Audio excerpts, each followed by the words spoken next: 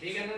क्योंकि रिकॉर्ड में आपको जो भी काम मेंटेन करना है, किस प्रकार से करना है, जो आपको यहाँ पेपर में तो करना पड़ेगा, उसके लिए अलग अलग चीजें हैं।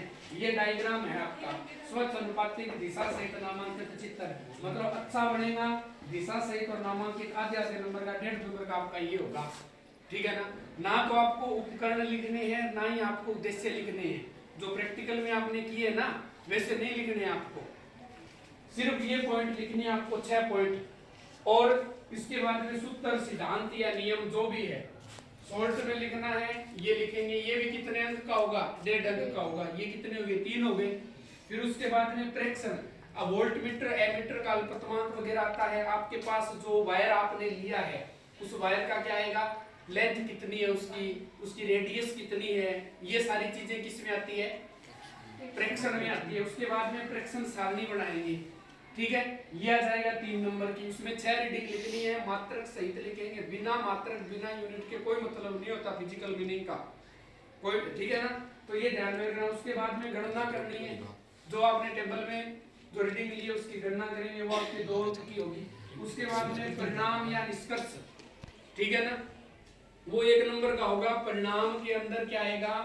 जो आपने रिजल्ट निकाला है, जो पेपर में आपसे पूछा गया है, जो आपकी स्लिप लगी हुई है, उस स्लिप में आपसे क्या पूछा गया है उसका परिणाम लिखना है। साथ में यूनिट यानी मात्रक सहित लिखेंगे।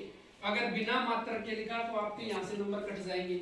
यहाँ आपको सावधानियां लिखनी है, सावधानियां 4 लिखनी है, ना तो 3 लिखनी है ना 5 लिखनी है। कितनी लिखनी है?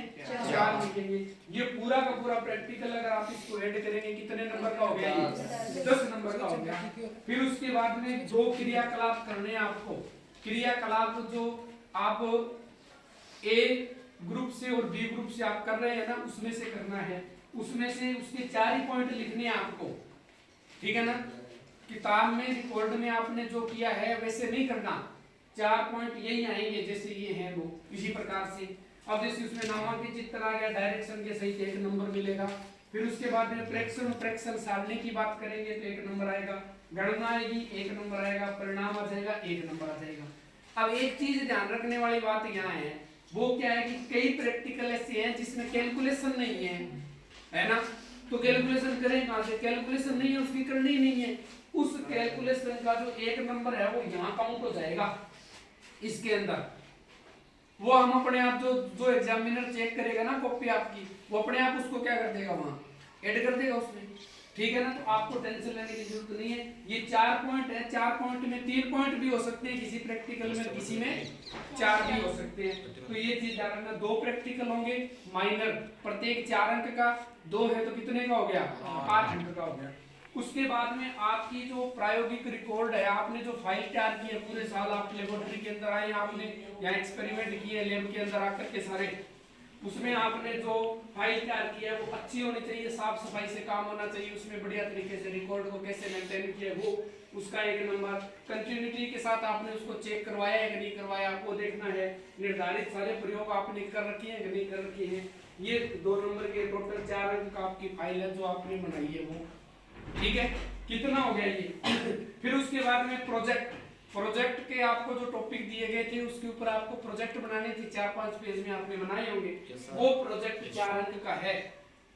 तो कल सारे लेकर के आए उस प्रोजेक्ट को। और उसके बाद में सबसे महत्वपूर्ण जो चीज है वो है ये वाइवा, मौखिक। ये सबसे महत्वपूर्ण चीज है। ये लास्ट के जो वाइवा जो है ना, ये 4 अंक का आएगा। रख दो आप, ये 4 अंक का बनेगा। ये 4 अंक ही आपके 30 अंक में कन्वर्ट होंगे। टोटल आपका 30 अंक हो गया। यहाँ से 10 नंबर ये हो गए, 8 आपका ये हो गया, 4 4 4 ये हो गए आपके। तो टोटल रिकॉर्ड कितना मेंटेन हो? टोटल अपना प्रैक्टिकल कितने अंक का हो गया? 30 नंबर का प्रैक्टिकल हो गया। 30 नंबर का प्रैक्टिकल आपको इस तरीके से ही करना है। ठीक है ना।